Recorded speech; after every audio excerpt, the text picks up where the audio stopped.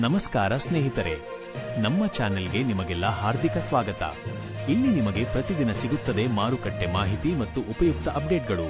ಚಾನೆಲ್ಗೆ ಸಬ್ಸ್ಕ್ರೈಬ್ ಮಾಡಿ, bell icon ಒತ್ತಿ. ಬನ್ನಿ ಇಂದಿನ ವಿಡಿಯೋ ಶುರು ಮಾಡೋಣ. ಜಿಲ್ಲೆಯ ರೈತರ ಮುಖ್ಯ ಬೆಳೆಯಾದ ಅಡಿಕೆ ದರ ಸ್ವಲ್ಪ ಚೇತರಿಕೆ ಕಂಡಿದೆ. ಫೆಬ್ರವರಿಯಲ್ಲಿ ಸತತ ಕುಸಿತ ಕಂಡಿತ್ತು. ಇದೀಗ ಮಾರ್ಚ್ ಮೊದಲ ವಾರ ಸ್ವಲ್ಪ ಏರಿಕೆ ಕಂಡಿದೆ.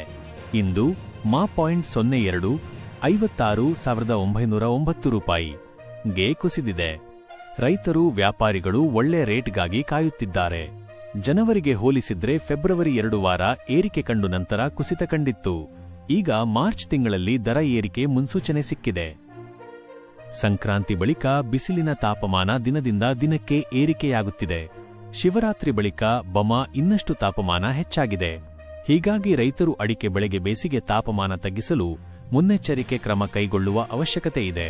ಅಡಿಕೆಯ ಕಡೆ ಸಾಲುಗಳಿಗೆ ಗರಿ ಕಟ್ಟುವುದು, ಮರಗಳಿಗೆ ಸುಣ್ಣ ಹಚ್ಚಿ ತಾಪಮಾನದಿಂದ ರಕ್ಷಣೆ ಮಾಡಬೇಕಿದೆ. ಚನ್ನಗಿರಿ ಅಡಿಕೆ ಧಾರಣೆ ಪ್ರತಿ ಕ್ವಿಂಟಲ್ ದರ: ಗರಿಷ್ಠ ಬೆಲೆ 56,909, ಕನಿಷ್ಠ ಬೆಲೆ 48,012, ಸರಾಸರಿ ಬೆಲೆ 54,712.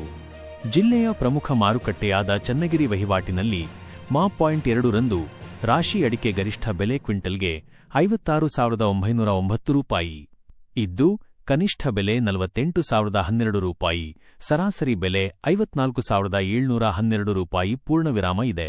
ಜಿಲ್ಲೆಯ ಚನ್ನಗಿರಿ, ಹೊನ್ನಾಳಿ, ದಾವಣಗೆರೆ, ಹರಿಹರ, ಜಗಳೂರು ತಾಲ್ಲೂಕಿನಲ್ಲಿ ಅಡಿಕೆ ಮುಖ್ಯ ಬೆಳೆಯಾಗಿದೆ.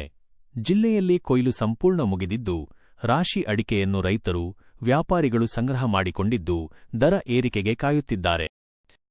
ಪೂರ್ತಿ ವಿಡಿಯೋ ನೋಡಿದ್ದಕ್ಕೆ ಧನ್ಯವಾದಗಳು. ನಮ್ಮ ಚಾನೆಲ್ಗೆ ಸಬ್ಸ್ಕ್ರೈಬ್ ಮಾಡಿ, ವಿಡಿಯೋಗೆ ಲೈಕ್ ಮಾಡಿ.